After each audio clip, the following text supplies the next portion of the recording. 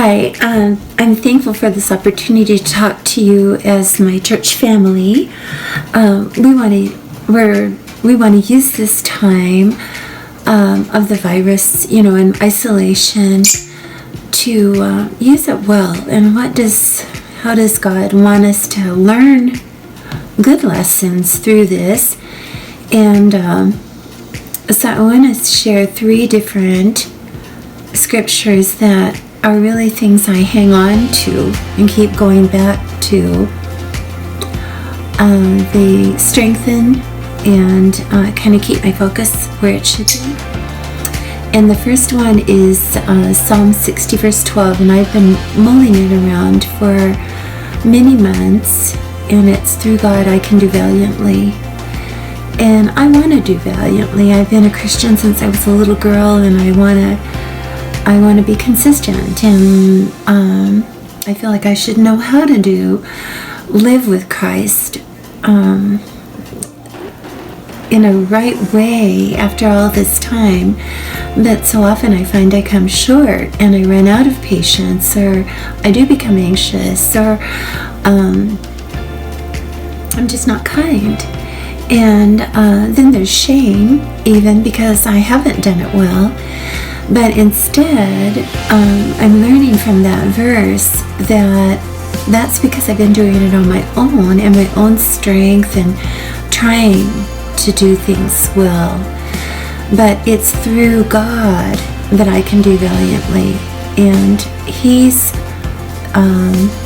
that's His desire. And I was thinking that, as our parents raised us, or we raised our children if we had children, or teachers or bosses or anything, the goal is always independence. As a little child, they want you to learn to tie your own shoes and put your own clothes on and make your bed and pick up your toys. And, it's just a constant growth like that, because that's how we become adults, good adults. But it's independence, being able to stand on our own 2 feet. But God is absolutely opposite of that. And when I've realized that He wants us only dependent on Him, His desire is that, why do we use our intelligence alone when His is available? And so that verse, through God I can do valiantly, has been very sweet. And it's a good reminder to me to not be that independent spirit, but be very dependent, and it pleases God. And I've thought a lot about the story about Mary and Martha, and why did Mary choose the better thing? She was sitting at His feet. Martha was in the kitchen and fussing and irritated, and we can see that. But what was it that she missed it? Where did she miss it? And I thought recently that she had seen Jesus feed the 5,000 with just a couple loaves, fish. And He fed 5,000 people. My goodness, He could have fed this group of people that were there enjoying Jesus in their home. And she had seen her brother Lazarus healed. He was dead and buried, and Jesus raised him back to life. Such huge miracles. And yet she didn't get it completely, and I think Mary did. And Mary's faith had grown.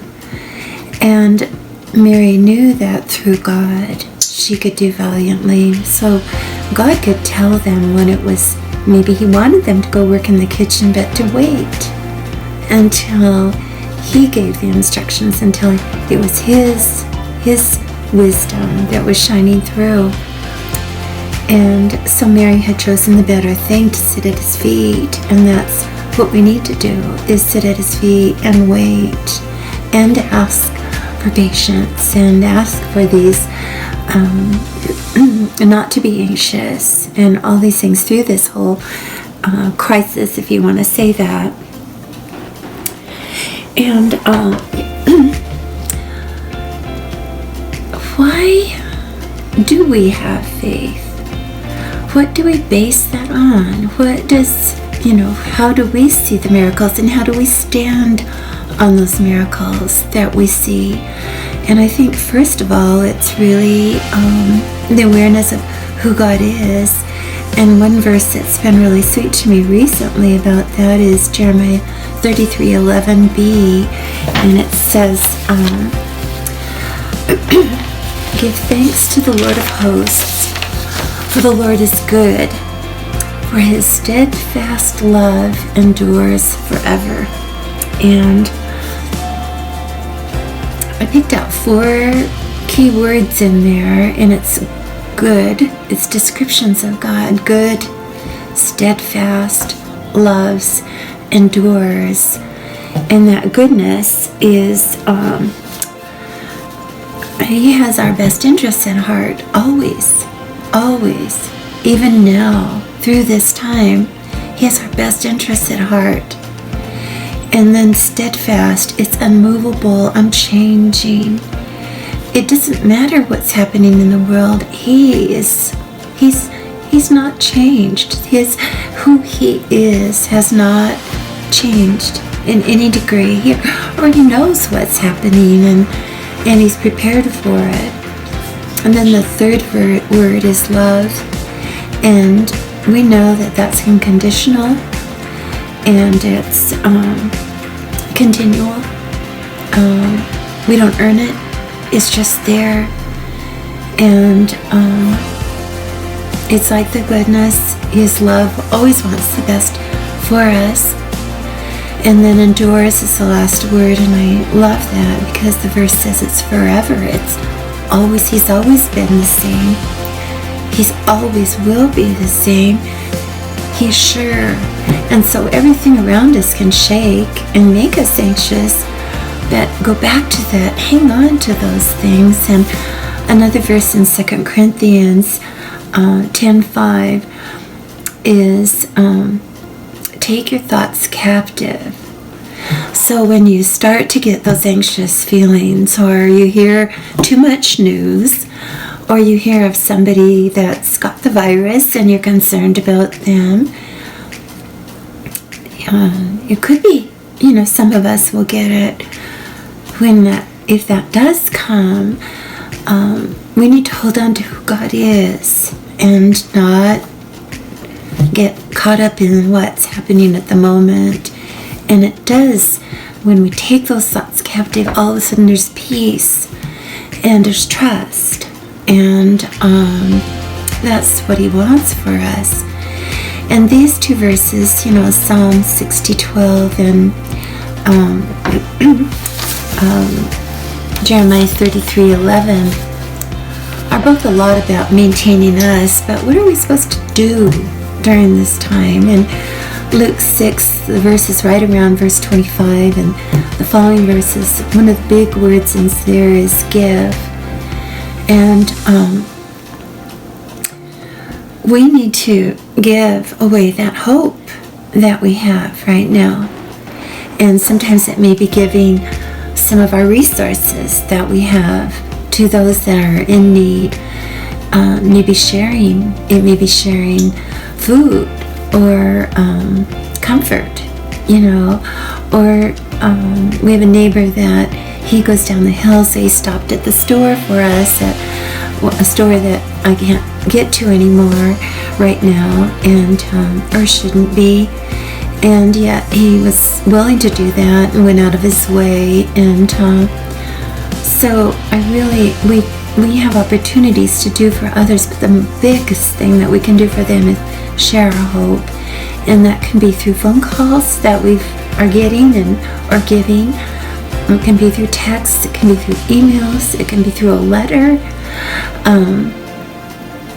We really encouraged my sister to share letters with the family of just what they mean to her right now, because she's pretty isolated.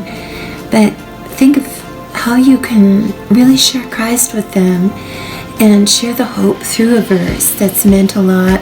I have friends right now that are sharing constantly a verse that means a lot, or a message that's meant a lot to them, and it's very sustaining. It keeps you connected. so you don't feel alone. And there's a good feeling when you share. And even, the people that come to your door, like if you're getting some deliveries from Amazon or whatever, these men that are coming, it's to say to them, how are you doing through all this? And how can I pray for you? And I know that God hasn't changed. This will come to a good end, and He's still there. I hope you believe in Him. Or something to that effect, where we are ministering to others during this time. I think people are not nearly as self-dependent. They've kind of all have gotten shaken a bit, and it's a good time for them to thinking, well, maybe I should consider this. It's a good time to witness to them. So I encourage us to be bold, all of us to be bold. And I pray that every one of us can grow in this time, grow to know the Lord better. What are the trials, therefore? Are we to just learn that He is more trustworthy? Are we just to strengthen our faith? Are we to get bolder? What does He have us? Is it just using this time to do things valiantly when it would be easy to get upset or depressed or any of those things? That's not helping anybody. But have our thoughts on others too. Thank you. Bye-bye.